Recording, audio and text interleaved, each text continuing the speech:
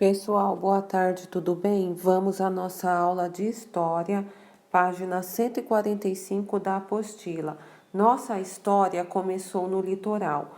Pedro Álvares Cabral saiu de Portugal no dia 9 de março de 1500 em uma expedição com 1.500 homens distribuídos em 13 caravelas. Chegou ao Brasil em 22 de abril do mesmo ano. Daí partiu para as Índias e retornou a Portugal com pouco menos de 500 homens em julho de 1501.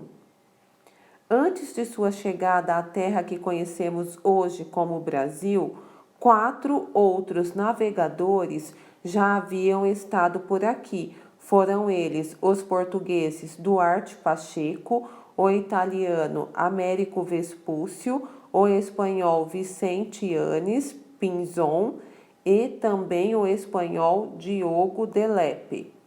Mas, então, por que se diz que Cabral foi o responsável pelo descobrimento do Brasil e não um dos outros 4 navegadores citados?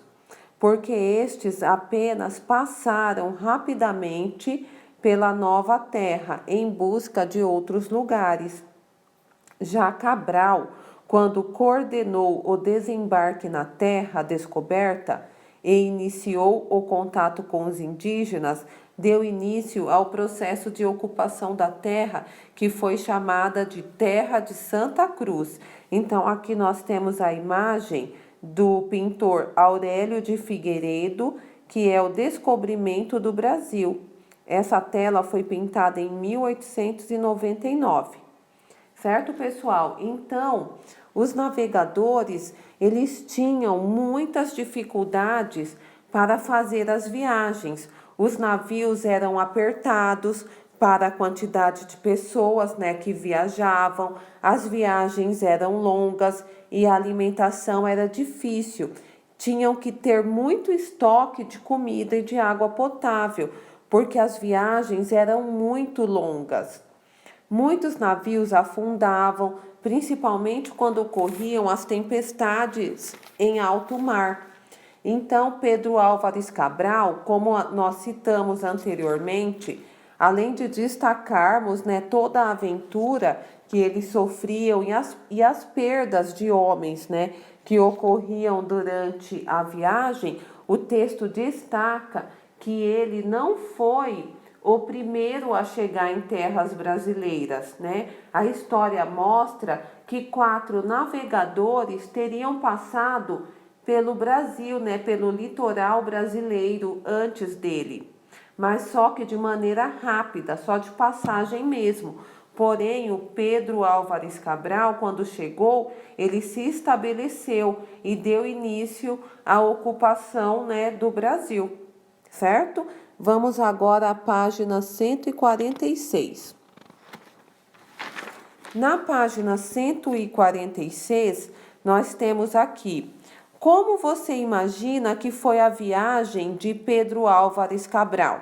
Aí responde aí, de acordo com o que você leu, com o que nós já conversamos sobre o assunto. Resposta pessoal: quanto tempo essa expedição demorou para realizar a viagem de ida e volta às Índias? Então, de acordo com a leitura também, vocês terão condições de responder essa pergunta. Quantos tripulantes Cabral perdeu nessa expedição? Também no texto nós temos todas essas informações. Quais dificuldades ele e sua tripulação tiveram para sobreviver durante a viagem? Aí nós citamos aqui algumas das dificuldades. Porque o termo descobrimento não é apropriado para se referir à chegada de Pedro Álvares Cabral ao Brasil? Aí é uma resposta também pessoal. Por que você acha que esse termo não é apropriado? Aí nós temos aqui no clipe a informação: navio de grande porte como a caravela. E vamos dar continuidade à nossa leitura. O desembarque das naus, comandadas por Pedro Álvares Cabral em 1500, no espaço que mais tarde seria conhecido por Brasil, não teve a repercussão desejada. Acreditavam que a nova terra descoberta estaria repleta de ouro e pedras preciosas, e isso não era verdade. O que os portugueses viram foi uma terra de vegetação densa e habitada por pessoas com modo de vida muito diferente da que os europeus tinham. Alguns membros da tripulação elaboraram relatos sobre a chegada ao Brasil para comunicar ao governo português. O escrivão, que vinha junto na expedição comandada por Cabral, descreveu assim a terra e os povos encontrados. Então, vamos lá, página 147, continuar a nossa leitura. O texto a seguir é uma parte da Carta de Caminha, adaptado para os dias de hoje. Então, nós vamos ler, a carta que Caminha escreveu para o governo português. Avistamos homens que andavam pela praia, uns 7 ou 8. A feição deles é serem pardos, um tanto avermelhados, de bons rostos e bons narizes, bem feitos, andam nus e sem cobertura alguma. Os cabelos deles são corredios e andavam tosquiados, de tosquia alta antes do que sobrepente, de boa grandeza, rapados todavia por cima das orelhas. Um deles fitou o colar do capitão e começou a fazer acenos com a mão em direção à terra e depois para o colar, como se quisesse dizer-nos que havia ouro na terra.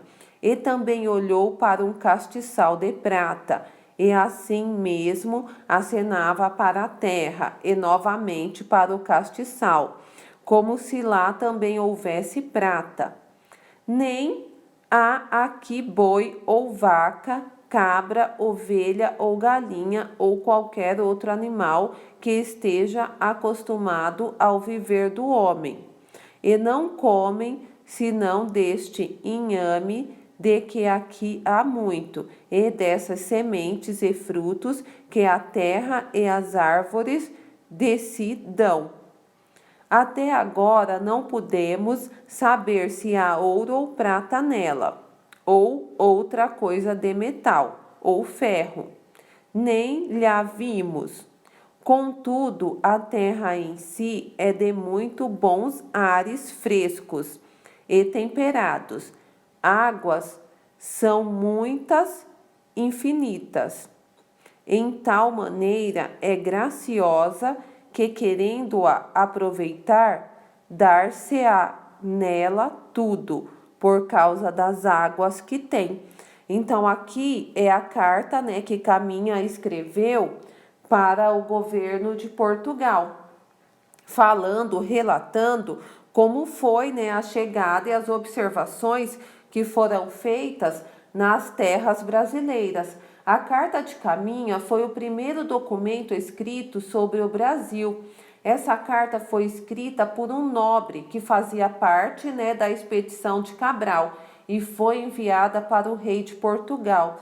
É importante destacarmos que essa carta é um documento histórico que descreve o primeiro contato entre duas culturas tão diferentes. Certo, gente? Então, agora vamos à primeira atividade. Envolva no texto as palavras corredios, tosquiados, castiçal, inhame, temperados e infinitas. Feito isso, circulou todas essas palavras no texto. Vamos para a segunda etapa. Procure o significado dessas palavras no dicionário. Depois, explique o significado de cada expressão no texto. Cabelos arredios, cabelos lisos, andavam tosquiados, tinham cabelos cortados. Olhou para um castiçal de prata, olhou para um suporte de vela de prata. Comem senão deste inhame, comem senão desta planta de raiz comestível. A letra E, ares frescos e temperados, ares frescos e de temperaturas amenas. Letra F, águas são muitas, infinitas, águas são muitas, não acabam, certo? Vamos para a página 148. Como você imagina que foi a viagem de Pedro Álvares Cabral? Ai, gente, desculpa, a Pro voltou na 146, é a 148. Atividade 1. Assinale com X como foi o contato entre os portugueses e os indígenas, de acordo com a descrição da carta, de Pero Vaz de Caminha. Então, nós temos aqui a primeira opção. Os indígenas não receberam bem os portugueses? Indígenas e portugueses se relacionaram de forma amigável e trocaram objetos? Os portugueses aprisionaram os indígenas? Os indígenas expulsaram os portugueses? Então, nós iremos fazer um X na resposta correta, que é onde diz: indígenas e portugueses se relacionaram de forma amigável e trocaram objetos, que é o que nós falamos anteriormente. Eles praticavam o escambo, a troca. Eles trocavam mercadorias. Então, faça um X nessa alternativa. Na atividade 2, responda as seguintes questões. Letra A. Pedro Álvares Cabral foi o primeiro navegador português a chegar ao nosso território? Não, nós já falamos sobre isso também. Antes dele, estiveram no nosso território Duarte Pacheco, Américo Vespúcio, Vicente Yanes Pizon e o Diogo Lepe. Eles passaram rapidamente, pelo território brasileiro, mas passaram antes do Pedro Álvares Cabral. Na letra B, quais riquezas os portugueses procuravam por aqui? Então, também nós já falamos isso, em aulas anteriores. Eles procuravam ouro, prata e as especiarias. Tudo bem até aqui? Vamos continuar então a nossa leitura. Os portugueses observaram que as matas do território recém-chegado estavam cheias de uma árvore de porte médio, que eles já haviam conhecido na África, o pau-brasil. Então, eles já conheciam o pau-brasil porque eles já tinham visto na África. A tinta vermelha extraída dessa árvore era importante para a economia de Portugal, pois o corante era utilizado para tingir tecidos e para a fabricação de tintas destinadas à escrita. Aventureiros portugueses e franceses, principalmente, pagavam pouco aos indígenas para que eles cortassem as árvores e as carregassem até as embarcações. Em 1532, o reino se deu conta de que outros países estavam interessados em se apossar das terras brasileiras. Enviou então uma expedição comandada por Martim Afonso de Souza para tomar posse da terra descoberta, com o objetivo de dar início à sua ocupação definitiva. Martim Afonso fundou a primeira vila do Brasil, a Vila de São Vicente, onde fica a cidade de São Paulo na atualidade.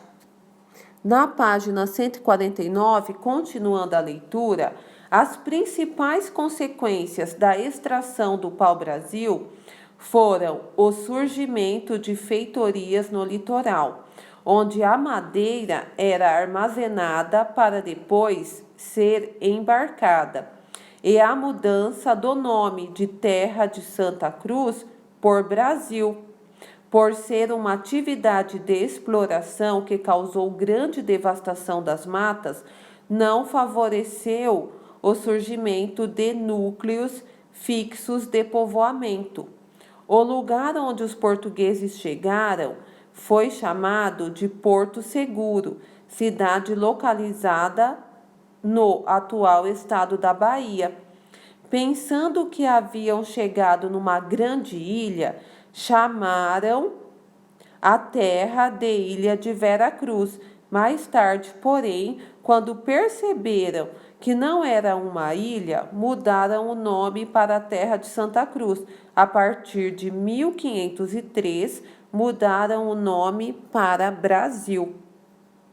Agora que você já sabe que desde o período da colonização o desmatamento no Brasil foi bastante intenso, que tal organizar com seu professor e seus colegas cartazes que manifestem a importância de preservar as árvores?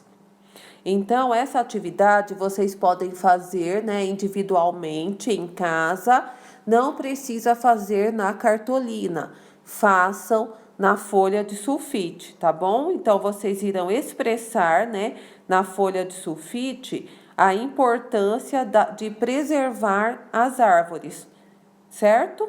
A expedição de Pedro Álvares Cabral demorou 43 dias entre Portugal e Brasil, com pequenas caravelas. Hoje, a viagem de navio leva aproximadamente de 7 a 8 dias de avião, com embarque em Lisboa e voo direto para São Paulo. Esse tempo é de apenas 9 horas. Então, aqui, pessoal, nós finalizamos a nossa aula de história. Qualquer dúvida, nós poderemos conversar no nosso plantão do Hangouts, tudo bem? Espero ter ajudado. Boa tarde, muito obrigado.